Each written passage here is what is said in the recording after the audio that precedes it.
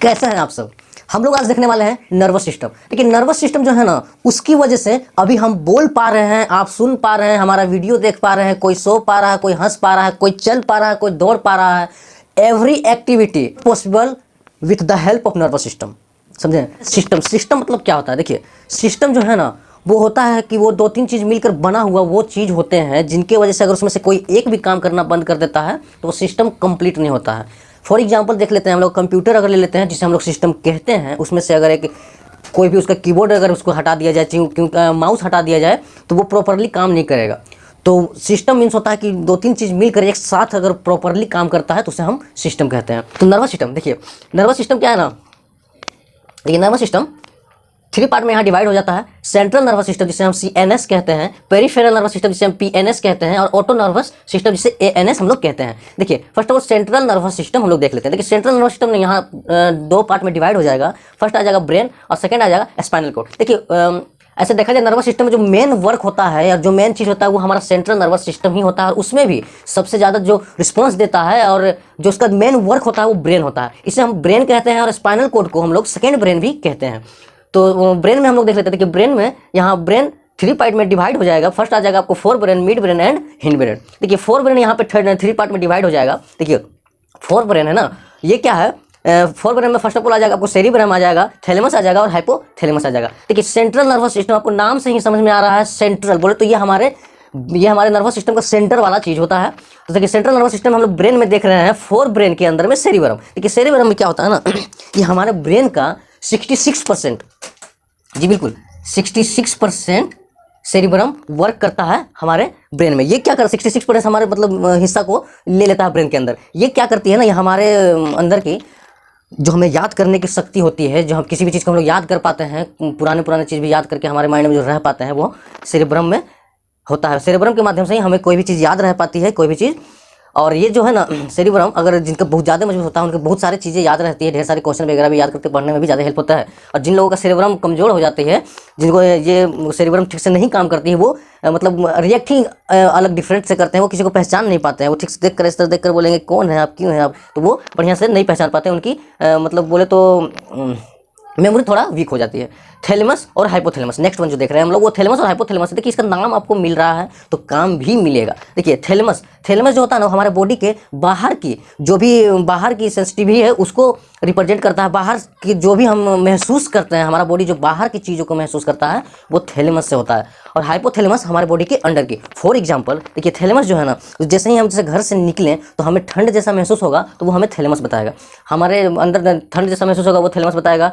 फिर बारिश के मौसम में हमारा मन ये हो जाएगा, वो तब को थैलेमस बताएगा। और बाहर की जो भी एक्टिविटीज़ होगी, बाहर की वातावरण से जो हमारे बॉडी को रिएक्शन मिलेगी, वो हमको थैलेमस बनाएगा। कोई हमको ऐसे टच करेगा वो थैलेमस बताएगा, मच्छर काटेगी वो थैलेमस बताएगा। बाहर की कोई भी टच होगी वो हमें थैलेमस बताएगा। बाहर की टच बोले तो या बाहर की कोई भी सेंसिटिव, वो हमारा थैलेमस बताएगा। हाइपोथैलेमस बॉडी के अंदर बताएगा। बोले तो जैसे देखिए हाइपोथैलेमस क्या होता है ना, हाइपोथैलेमस हमारे बॉडी के अंदर की बताएगा। जैसे हम लोग भूख लगना, वोमिटिंग जैसा लगना और पेट दर्द आना, ये सारा जो अंदर की जो होगी, पसीना आना, घबराना, ये सारा चीज़ हाइपोथैलेमस ही होता है। हाइपोथैलेमस देखिए यंग लोगों में ना, और खासकर मेल और फीमेल में देखा जाए तो ये चीज़ मेल में हाइपोथैलेमस थोड़ा ज़्यादा एक्टिव रहता है। वो लाल पीला जो भी आप देखते हैं ना, वो माइंड इधर से उधर जो भटकता है, गर्ल्स वगैरह के चक्कर में भी होता है, वो भी चीज़ के हाइपोथैलेमस की वजह से ही होता है। इसलिए बॉयज़ लोग थोड़ा ज़्यादा भटक जाते हैं एब्सेशन में गर्ल्स की तुलना में देखा जाए तो, क्योंकि गर्ल्स की हाइपोथैलेमस उतना ज़्यादा एक्टिव नहीं रहती है, लेकिन बॉयज़ की बोले तो मेल की हाइपोथैलेमस थोड़ा ज़्यादा एक्टिव रहती है। तो लहसुन प्याज वगैरह जो होती है ना, वो हमारे बॉडी में हाइपोथैलेमस को ज़्यादा एक्टिव करने में हेल्प करते हैं। इसलिए आप देखे होंगे जो लोग संत वगैरह होते हैं,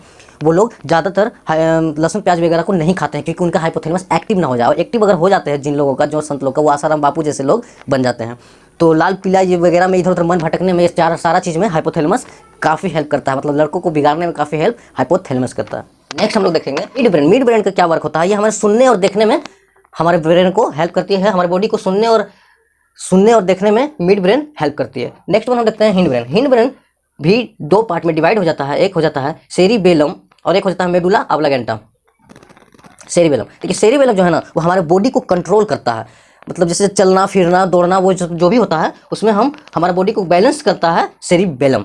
देखिए बैलेंस की तुलना में ऐसा देखा जाए कि जैसे देखते होंगे सर्कस में, आप देखते होंगे जब कोई बच्ची चाहे कोई आदमी एक तार पे या एक वायर पे जब चलता है, रस्सी पे चल के दिखाता है, तो उसका सेरिबेलम बहुत मजबूत होता है, तभी वो रस्सी के ऊपर चल पाता है और अपने आप को बैलेंस कर लेता है। हम और आप एकाएक अगर प्रैक्टिस नहीं हो तो हम वो रस्सी पे नहीं चल पाएंगे, क्योंकि हमारा सेरिबेलम उतना ज़्यादा एक्टिव नहीं है और उतना मजबूत नहीं है, और वो प्रैक्टिस कर करके उसे मजबूत कर लेते हैं। आप देखते होंगे सर्कस के लोग बैलेंस करने में इतना स्पॉट हो जाते हैं, उसका सेरिबेलम इतना मजबूत कर देते हैं। वहाँ के एनिमल्स भी 2 पैर पे खड़े होकर, वो भी एनिमल्स भी रस्सी वगैरह पे चलने लगते हैं, क्योंकि उन्हें मार पीट के, उन्हें मतलब मार पीट के क्या बोला जाए, मतलब एक्सरसाइज करवा कर उनका भी सेरिबेलम को मजबूत कर दिया जाता है। अगर हम लोग को कोई बोले कि रस्सी पे चल, तो बोलेगा हमारा सेरिबेलम, बोलेगा पागल हो गया क्या, कभी किया नहीं, ऐसे कैसे हो सकता है, तो हम नहीं कर पाएंगे। और एक बात बता दूं कि जब लोग कोई ड्रिंक वगैरह करते हैं या नशे में होते हैं तो उनका सेरिबेलम कंट्रोल में नहीं होता है, तब देखते होंगे उनके चाल ढाल बदल जाती है। तो वो जब हमारा जो बैलेंस होता है, हमारा बॉडी का जो बैलेंस होता है, वो हमारा सेरिबेलम पे डिपेंड होता है, सेरिबेलम से। अब मेडुला ऑब्लांगेटा, देखिए मेडुला ऑब्लांगेटा जो है ना, वो हमारे बॉडी को मेटाबॉलिक में हेल्प करता है। मेटाबॉलिक बोले तो देखिए, मेटाबॉलिक जो है ना, उसमें 2 चीज़ होती है, एक एनाबॉलिक होती है, एक कैटाबॉलिक होती है। एनाबॉलिक होती है जो मतलब कुछ चीज़ों को मिलाकर, जब 2 चीज़ों को मिलाकर अगर बनाया जाए, 2 चीज़ जब मिलकर बनते हैं तो उसे एनाबॉलिक कहते हैं। जैसे प्रोटीन जब बनती है तो 20 एमिनो एसिड से मिलने से बनती है एक प्रोटीन बनती है, एक प्रोटीन हमारा 20 एमिनो एसिड से बनती है, तो वो हो गया एनाबॉलिक।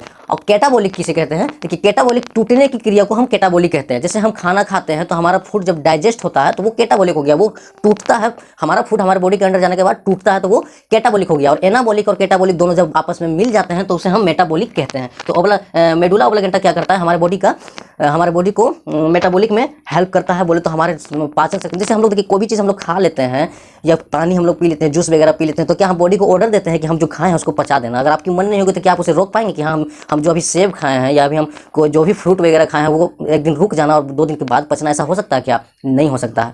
तो यह हम जैसे ही कोई भी चीज़ इंटेक कर लेते हैं, कोई भी चीज़ खा लेते हैं, तो हमारा मेडुला ऑब्लांगेटा अपने आप काम करना स्टार्ट हो जाता है और हमारे बॉडी में जो भी हम फूड वगैरह खाते हैं उसे पचाने में स्टार्ट कर देता है। कोई भी पचाने वाली क्रिया वो हमारे मेडुला ऑब्लांगेटा कंट्रोल करती है।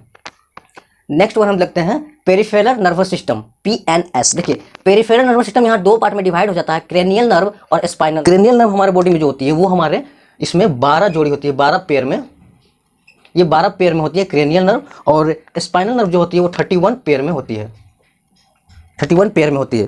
देखिए 8 बोन मिलकर हमारे ब्रेन को प्रोटेक्ट करता है। वो 8 बोन को हम क्रेनियल बोन बोलते हैं। और क्रेनियल बोन इसलिए क्रेनियल बोन बोलते हैं, और क्रेनियल बोन इसलिए बोलते हैं कि वो ब्रेन को प्रोटेक्ट करता है, इसलिए ब्रेन से निकला हुआ 12 पेयर नर्व्स को हम क्रेनियल नर्व्स बोलते हैं। और स्पाइनल नर्व्स तो आप समझ ही गए हो कि स्पाइनल से निकलने वाले नर्व्स को हम स्पाइनल नर्व्स बोलते हैं। क्रेनियल बोन और ब्रेन के बीच में जो झिल्ली होती है उसे मेनिंजिस कहते हैं। मेनिंजिस वो प्लास्टिक की जैसी पतली परत होती है जिसमें हमारा ब्रेन कवर होता है, ऊपरी कवर होता है, उसे मेनिंजिस कहते हैं। उसी में जब कोई भी हमें चोट लगता है, कोई भी हमें मारता है, तो अगर क्रेनियल बोन तक लगता है तो उसे वो सहन कर सकता है। लेकिन अगर क्रेनियल बोन के अंदर में जब वो चोट अंदर एंटर कर जाती है तो वो मेनिंजिस जो होती है उसमें लगती है, तो उसी को अगर चोट बर्दाश्त नहीं कर पाता है मेनिंजिस, तो उसे उसी में मेनिंजिस नाम का बीमारी हो जाती है। नेक्स्ट हम देखते हैं ऑटोनोमस नर्वस सिस्टम, ANS। देखिए ANS जो है ना, इसमें भी 2 पार्ट में डिवाइड हो जाता है, sympathetic nervous system and parasympathetic nervous system. देखिए ऑटोनोमस के बारे में मैं पहले आपको कुछ बता दूं। ऑटोनोमस देखिए नाम से कुछ आपको लग रहा है, ऑटो स्टार्ट मतलब खुद से स्टार्ट होना। तो ये ऑटो नर्वस सिस्टम क्या करती है ना, देखिए हम पहले भी आपको बता चुके हैं कि नर्वस सिस्टम का सबसे मेन पार्ट हमारा ब्रेन होता है और स्पाइनल कॉर्ड होता है। तो ब्रेन और स्पाइनल कॉर्ड होता है, इन दोनों से जो निकलने वाला नर्व्स होता है उसको क्रेनियल नर्व्स बोलते हैं, ब्रेन से निकलने वाला को, और स्पाइनल कॉर्ड से निकलने वाले नर्व्स को बोलते हैं स्पाइनल नर्व्स बोलते हैं। अब ये नर्व्स ही हमारे बॉडी में, देखिए ब्रेन वाले जो नर्व्स होते हैं वो इतना इस एरिया में होते हैं, फैले हुए होते हैं, और स्पाइनल नर्व्स होते हैं यहाँ से हमारे ब्रेन के निचले पार्ट से होकर एकदम हमारे रीढ़ के द्वारा नीचे तक आ जाती है। तो इसमें 31 जोड़ी जो होती है, 31 लेफ्ट साइड होती है, 31 राइट साइड होती है, दोनों साइड में 31 नर्व्स फैल जाती है जो हमारे बॉडी को कंट्रोल करती है। और ऐसे मेनली देखा जाए तो क्रेनियल नर्व में जो 12 जोड़े होते हैं वही हमारे बॉडी को कंट्रोल करते हैं, लेकिन एक्सेप्शन में ये भी मैसेज भेजते हैं। नहीं तो अगर मान लीजिए कहीं बिजी हो जाए, फॉर एग्जांपल देखिए अगर आप पढ़ने में कहीं बिजी हो जाते हैं तो ब्रेन बोल देता है, स्पाइनल कॉर्ड को बोल देता है, स्पाइनल नर्व्स को बोल देता है कि भाई देख ये पढ़ने में बिजी है, तो तुम बाकी बॉडी में जो भी फंक्शन हो रहा है, कोई भी रिएक्शन वगैरह मतलब कोई भी चीज होगा तो उसके बारे में तुम संभाल लेना। तो स्पाइनल कॉर्ड भी खुशी हाँ क्यों नहीं, हम सब संभाल लेंगे। लेकिन यहाँ क्या होता है, जिससे जो चीज आता है वो चीज वो परफेक्ट कर पाते हैं। जिससे चाय बनाना आता है वही बता पाएगा कि कितना अदरक डालना है, कितना चीनी डालना है, कितना चाय पत्ती डालना है। तो वही चीज होता है कि हमेशा हमारे बॉडी को कंट्रोल करने में ब्रेन का योगदान होता है, लेकिन कभी कभी वो किसी काम में बिजी हो जाता है तो स्पाइनल कॉर्ड को अपने कार्यभार को दे देता है। तो कार्यभार जब स्पाइनल कॉर्ड के पास चला जाता है तो उसमें क्या होता है, किसी तो आदत है नहीं, तो अभी हम लोग जब पढ़ते रहते हैं तो एकाएक कोई हमें टच करता है, एकाएक कोई पिंच करता है, तो एकाएक बॉडी रिएक्शन देना स्टार्ट कर देता है। तो उसमें इसी में से कुछ नर्व्स रिएक्शन देते हैं, और फिर देते हैं, रिएक्शन देते के साथ फिर ब्रेन को पता चलता है, तो वो पूछते हैं कि क्या हुआ क्या हुआ, तो अरे यार ये तो अपने आदमी आया था, तो उसी से बातचीत करना स्टार्ट कर देते हैं। नेक्स्ट वन हम देखते हैं ऑटोनोमस सिस्टम। देखिए ऑटोनोमस सिस्टम, मैंने आपको इसको एक बार फिर से रिवीजन इसलिए किया क्योंकि ऑटो नर्वस सिस्टम में वही चीज होता है, ऑटो बोले तो खुद से हो जाता है। यही 31 पेयर में से कुछ नसें और क्रेनियल नर्व्स में से कुछ नसें, ये दोनों नर्व्स मिलकर ऑटोनोमस का निर्माण करती है।